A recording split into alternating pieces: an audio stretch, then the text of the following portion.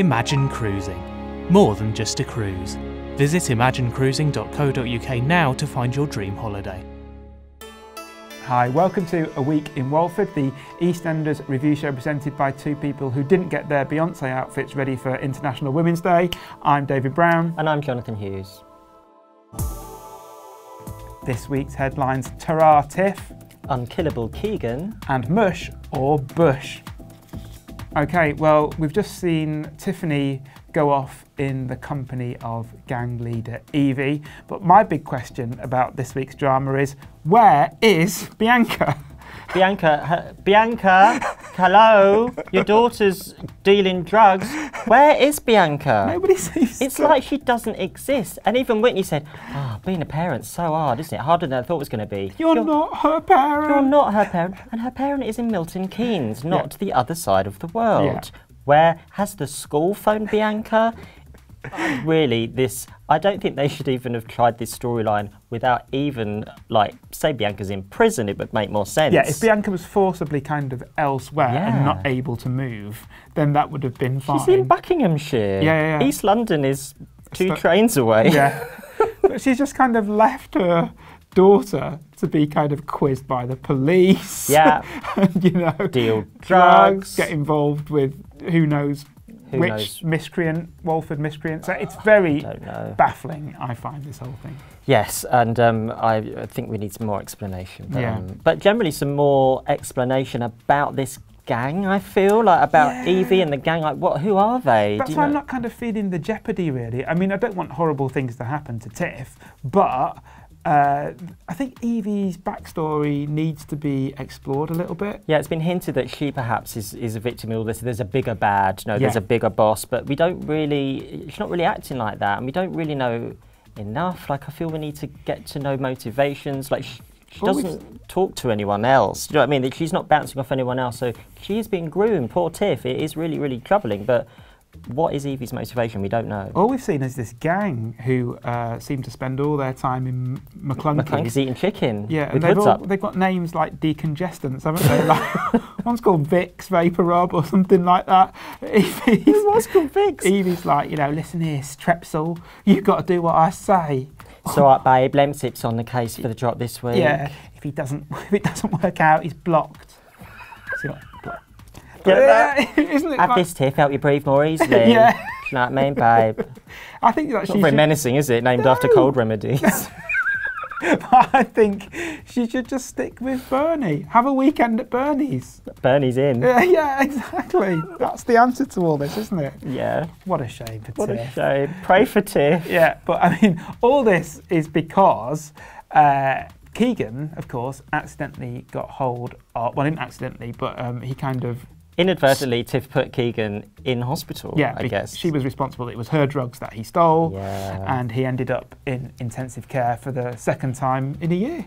Yeah, I mean, not even a year. No. It's good going for EastEnders, isn't it? Yeah, well, it's almost like what used to happen to Jane Beale. Jane Beale used to be routinely, in danger. Yeah, always in intensive care, every couple of months. Really. Yeah. Didn't we say the Jane Beale wing of Walford General? Yeah. So now there's the Keegan Baker Ward. I think so, definitely, because he is there yet again. And Teflon, he survived. Yeah, he was fine again by the end of the week, wasn't he? Absolutely fine, absolutely fine. Not a hint of it. No, but I mean, what was quite interesting, I thought, about the whole storyline was that it brought out the protective side of Karen Taylor's character. Remember when she came into the show, she was very aggressive, yes, and quite dislikable. But now we know the reason for the aggression. Yeah. Everything now makes sense about the character.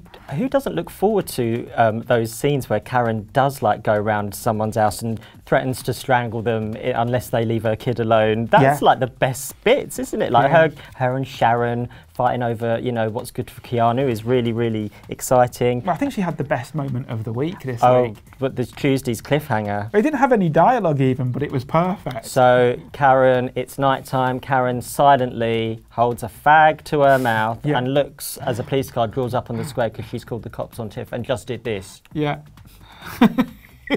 Amazing. Really, and do you know what it reminded me of? What Walford icon did this put you in mind of? Well, I want to say Pam St Clement. I think it was a very pat The school of Pat. Yeah. Think about those moments where Pat, just with no dialogue, could like give an opinion just by going. Yeah.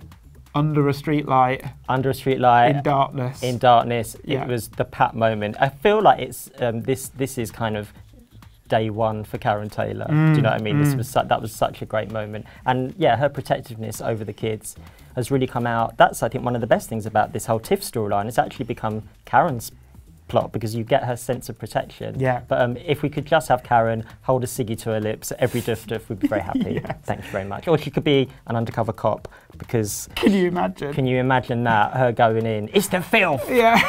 Yeah. You're nicked! Yeah, I would like that just as a little suggestion. We also had day one of another storyline this week as well. Perhaps my favourite storyline of the week. Or the year. Yes, it's EastEnders' hot new romance. And of course, all these romances have a hashtag name on Twitter. You still don't know what we're talking about, do you? But I think Mo and Kush. Yeah. Hashtag Mush. Or Big Mo and Kush. Hashtag Bush. So, are you Mush or Bush? This is the question. Yes, but I mean, this makes Keanu and Sharon look like a wet weekend in Aberystwyth, doesn't Absolutely. it? Really? There's about as much fizz as a damp firework Yeah. if you put Big Mo and Kush in the equation. This is hot. How long do you think it's going to be until they actually get it on? Monday. 8:01 p.m. First minute of the next episode, they cannot resist each other, and they are at it. I think that is going to be it's hot. The it's opening hot. scene. You know, I think this is though. So Kate Oates has come on board to EastEnders. Yes. She's produced Corrie and Emmerdale previously, and hit the headlines with very hard-hitting storylines about suicide and sexual assault and guns and serial killers and all of this. I think day one on EastEnders, she turned up and she said, right, I've got the biggest controversy you're ever going to know, Big Mo and Kush. Yeah, it's the age gap romance. I've got one word for you, Bush. It's Bush. In the storyline conference. She's brought the bush to EastEnders. It's pecs and pensioners. Yeah. It's a soap first. Yeah, I think that is going to work, definitely. I mean, it also gives Big Mo something new to do. Because in the last couple of weeks, she's mainly just been on the toilet. That seemed to be her sole focus, was be in the bathroom. So yes, this is moving her on, isn't it? Yeah, she's gone from the bog to the bedroom. I mean, she's ironing his underpants already. Keep watching. This has got Soap Award written all over it. And BAFTA. Yeah. Well, you can join us in 7 days' time to find out whether Kush has found out about Big Mo's IBS. We'll be back with another week in Walford. Escape the drama with Imagine Cruising. Visit imaginecruising.co.uk now to find your dream holiday.